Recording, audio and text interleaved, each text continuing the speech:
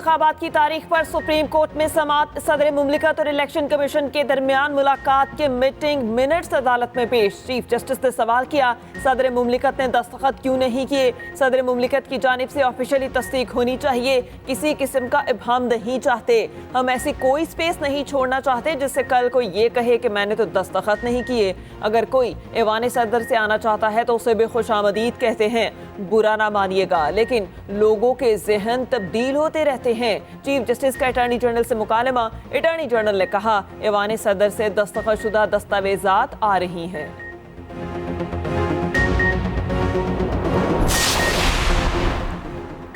सदर मुमलिकत और election commission में तारीख पर इत्तेफाक। आम इंतखाबात 8 फरवरी 2024 को होंगे। अटॉर्नी जनरल और इलेक्शन कमीशन के वफ्द की आरिफ अलवी से मुलाकात। ऐवान सदर के एलामिया के मुताबिक आम इंतखाबात 8 फरवरी बरोज जुमेरात को कराने पर इत्तेफाक हुआ। इलेक्शन कमीशन ने एलामिया में तारीख पर इत्तेफाक का बताया। इलेक्शन कमीशन ने सदर को 11 फरवरी को इंतखाबात की तारीख की तजवीज़ दी।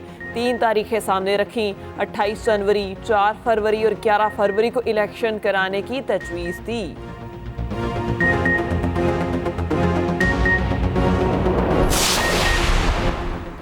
चीफ इलेक्शन कमिश्नर ने पीटीआई पर पाबंदी की बातों को रद्द कर दिया। कहा, बैलेट पेपर पर बल्ले का निशान होगा। कोई शक नहीं, चेयरमैन पीटीआई मकबूल लीडर हैं, बड़ी जमात के सरबराह हैं। उनकी दिल से इज्जत करता हूँ। ख्वाहिश थी वो सियासी माहौल में तहम्मुल वाला किरदार अदा करते।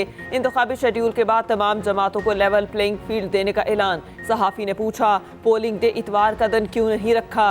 सिकंदर सुल्तान राजा ने मुस्कुराते हुए जवाब दिया, चले इस बहाने स्कूल के बच्चों को छुट्टी मिल जाएगी।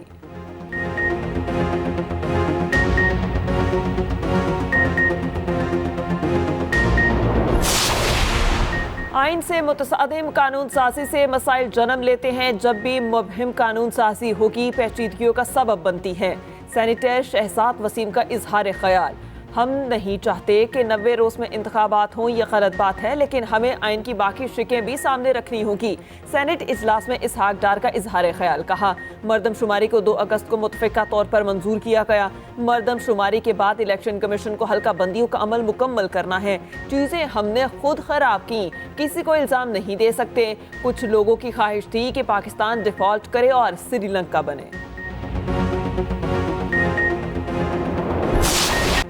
फ़लस्तीनियों की नस्ल कुशी के नापाक अज़ाइम। इसराइली फ़ौज ने गजा को चारों तरफ से घेर लिया। बड़ी कार्रवाई का ऐलान। इसराइल की वहशियाना बमबारी, 9000 से ज़ायद फ़लस्तीनी शहीद हुए। स्कूल पर फास्फोरस बम गिरा दिए गए। अक़वाम मुत्तहिदा के तहत चलने वाले स्कूलों को निशाना बनाया गया। मुतादिद अफराद के शहीद और ज़ख्मी होने की इत्तलात। अलब्रिज बनाकुज़ीन कैंप पर बम बरसाए। अलकुद्स अस्पताल के करीब भी बमबारी। रेस्क्यू वर्कर्स और एम्बुलेंसेस पर मिसाइलों की बरसात।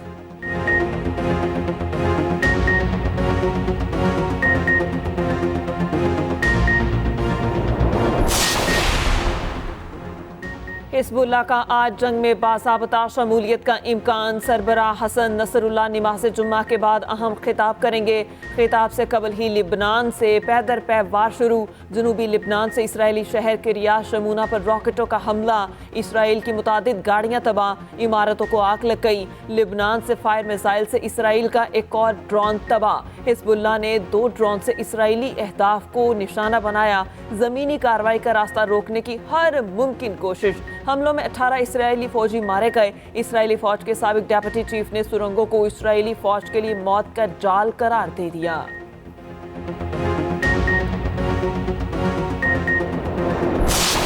फ़लस्तीनियों पर जुल्म, इस्लामी ममालिक में गम गुस्सा। बहरीन ने भी इसराइल से ताल्लुकात ख़त्म कर दिए, अपना सफ़ीर वापस बुला लिया। सऊदी क़यादत के हुक्म पर गजा की इमदाद के लिए मुहिम का आगाज़। पहले घंटे में 60 मिलियन रियाल से ज़ायद की एहतियात जमा करवाए गए। जुम्मे के खुतबात फ़लस्तीनियों की इमदाद के मौजू पर होंगे। दुनिया भर में फ़लस्तीनियों के हक़ में एहतजाजी मुज़ाहिरे जारी।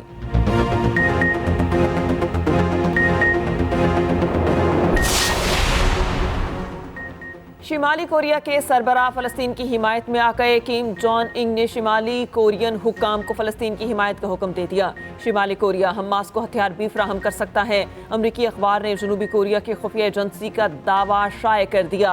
अमरीकी वज़ीर ख़ारजा एक बार फिर से इसराइल के लिए निकल पड़े। एंटनी ब्लिंकन सेहूनी क़यादत से मुलाकात करेंगे। बरतानवी लेबर पार्टी के सरबराह जेमरी कोर्बन की अमेरिका पर तनकीद, कहा गजा में तबाही पर खामोशी तबाही का बायस बन सकती है। अमरीकी सियासी अशराफिया को शर्म आनी चाहिए, गजा में इंसानी अलमिया देख रहे हैं।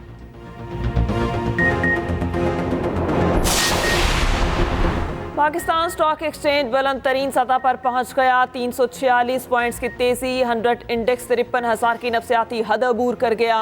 इंडेक्स 53,000 की सतह पर आ गया।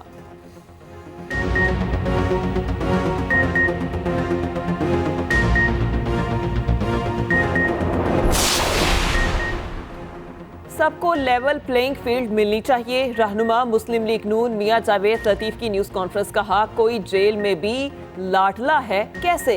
हमारे खिलाफ जहन बनाया गया, हम चोर और डाकू हैं। 2 लोग ट्रंप को कश्मीर देकर आ गए।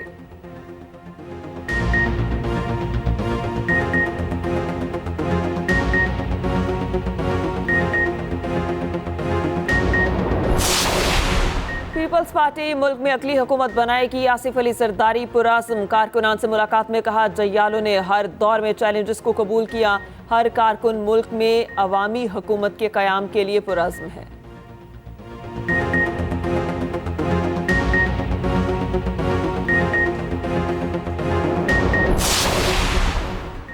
इलेक्शन का ऐलान हो गया। अब हम और आप मैदान जंग में हैं। अब दिखाएंगे कि आप हमारा मैंडेट कैसे चोरी करते हैं। मौलाना फजलुर रहमान ने खबरदार कर दिया, कहा 2018 में हमारा मैंडेट चोरी किया गया। हमने इजरायली एजेंट का मुकाबला किया। अब इलेक्शन में दू बदू मुकाबला होगा। अमेरिका को बताना चाहते हैं कि आपकी मर्जी से इक्तदार में नहीं आना चाहते।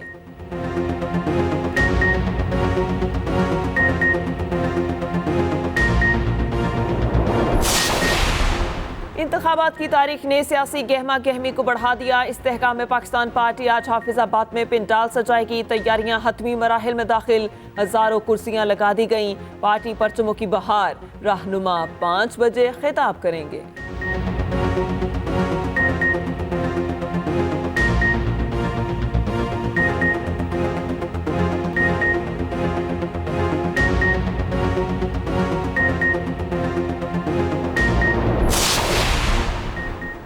खदीजा शाह को FIA लाहौर ने जेल से हिरासत में ले लिया। खदीजा शाह को रिमांड के लिए अदालत में पेश कर दिया गया। 14 रोज़ा जिस्मानी रिमांड की इस्तदा। वकील FIA ने कहा, 9 मई को खदीजा शाह ने इश्तियाल अंगेज ट्वीट किए। ट्वीट अभी तक रीट्वीट हो रहे हैं।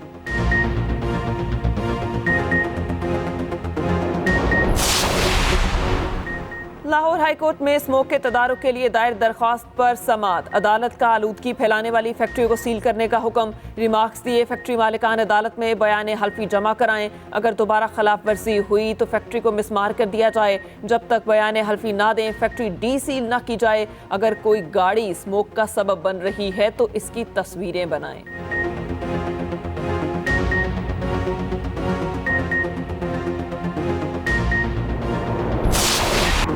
गैर कानूनी मुकीम गैर मुल्कियों की पकड़ धकड़ जारी। मुख्तलिफ शहरों से गिरफ्तारियां। कराची के इलाके सोहराब घोट में ऑपरेशन जारी। भारी नफरी ऑपरेशन में शरीक। घरों में कवायद चेकिंग के लिए खवातीन एहलकार भी मौजूद। पुलिस और रेंजर्स के इनखला के लिए अमली इकदाम। कराची के होल्डिंग सेंटर में 227 गैर कानूनी बशिंदे पहुंचे। 3 नवंबर तक अज़खुद इनखला के लिए मसाजिद में मुसलसल ऐलानात जारी। ट्रांसिट पॉइंट्स में खुला बिस्तर और मेडिकल की सहूलियात दस्तयाब।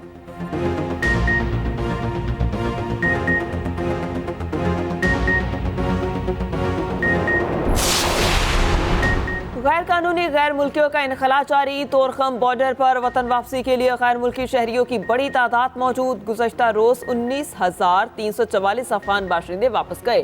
430 गाड़ियों पर 1400 से जायद खानदान रवाना हुए। मजमूई तौर पर 1,62,489 अफगान वापस चले गए।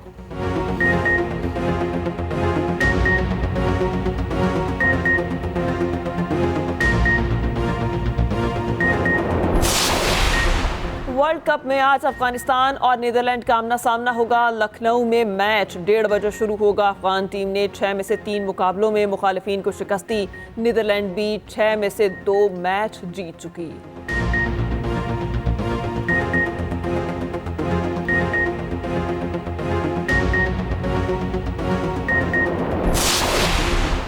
सेमीफाइनल में जगह बनाने का मिशन। कौमी टीम कल न्यूजीलैंड का सामना करेगी। टीम की बेंगलुरु में प्रैक्टिस जारी। हफ्ते को बेंगलुरु में बारिश की पेशगोई।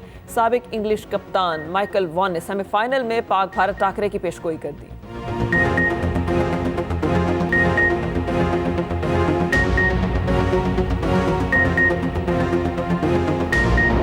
भारत ने श्रीलंका को रोन दिया। पूरी लंका 55 रन्स पर ढा दी। 302 रन्स के बड़े मार्जिन से शिकस्त दे दी। सेमीफाइनल में जगह बनाने वाली पहली टीम बन गई। लंकन बैटर्स 358 रन्स का हदफ देख के डर गए। 5 खिलाड़ी 0 पर आउट हुए। मोहम्मद शामी की तबाहकुन बॉलिंग 18 रन्स देकर 5 खिलाड़ियों को आउट किया।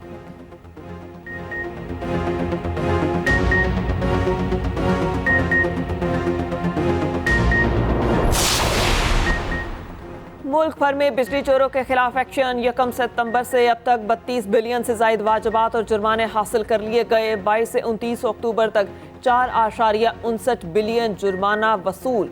5448 से जायद मुल्जिमान गिरफ्तार। निगरान हुकूमत और अस्करी क़यादत बिजली चोरी के मुकम्मल खात्मे के लिए पुरअज़्म।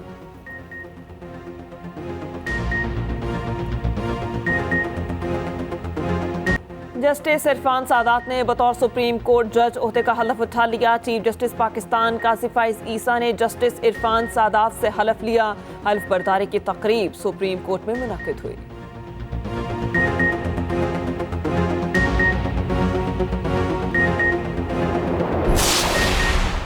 निगरान वज़ीर आला पंजाब चंद रोज बाद फिर नवाज शरीफ इंटरचेंज बेंदिया रोड पहुंच गए। अंडरपास मंसूबे का मुआयना किया। दीवारों पर टाइल्स लगाने का काम देखा। मोहसिन नकवी ने कहा अंडरपास चंद रोज में ट्रैफिक के लिए खोल दिया जाएगा। अंडरपास खुलने से इलाके में ट्रैफिक का मसला मुस्तकिल तौर पर हल होगा।